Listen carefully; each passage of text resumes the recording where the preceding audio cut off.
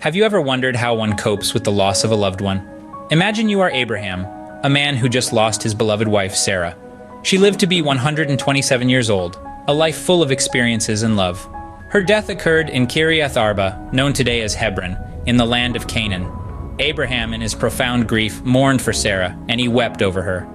His sorrow was deep, as profound as the love he bore for his wife. Each tear shed was a testament to their shared years, their shared life. But even in the midst of such sorrow, Abraham knew he had duties to perform, responsibilities he couldn't ignore. His wife, his beloved Sarah, needed a final resting place. Abraham's grief was deep and raw, but he knew he had to make arrangements for Sarah's burial. In his grief, Abraham found himself in need of a burial site for his beloved Sarah. Rising from his mourning, Abraham approached the Hittites, uttering humbly, "I am a foreigner and stranger among you.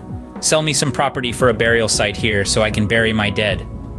The Hittites, recognizing Abraham's grief and his stature, offered a generous reply. "Sir, listen to us. You are a mighty prince among us. Bury your dead in the choicest of our tombs. None of us will refuse you his tomb for burying your dead." Abraham, in his humility and respect, bowed down before the Hittites, making a counter-request.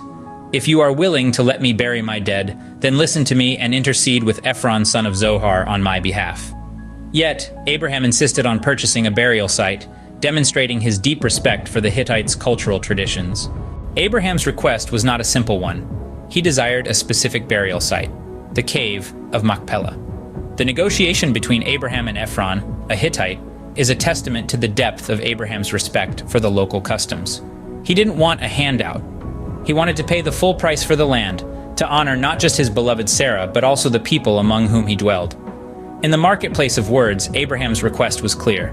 "Listen to me, if you will. I will pay the price of the field. Accept it from me so I can bury my dead there."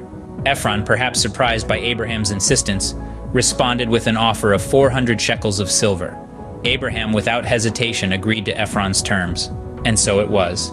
Ephron agreed to Abraham's terms, and thus the cave of Machpelah was deeded to Abraham, a final resting place for his beloved Sarah, bought not just with silver, but with respect and dignity. The story of Sarah's death and Abraham's interactions with the Hittites offers a profound reflection on grief, respect, and cultural traditions. Abraham's grief for his beloved Sarah is palpable, a universal emotion that echoes through time, touching anyone who has experienced the loss of a loved one. His actions, from mourning by her side to seeking a proper burial place, illustrate the depth of his sorrow and his profound love for Sarah. Yet, in his grief, Abraham also demonstrates profound respect for the Hittites and their customs. He acknowledges his status as a stranger, seeking permission to bury his dead, and willingly engages in their tradition of negotiation for the land. He does not impose his own customs, but respects theirs, fostering a mutual understanding. In the face of loss, we, like Abraham, can find ways to honor our loved ones while respecting the traditions and customs of others. In doing so, we not only pay tribute to those we've lost, but also foster understanding and respect among diverse cultures.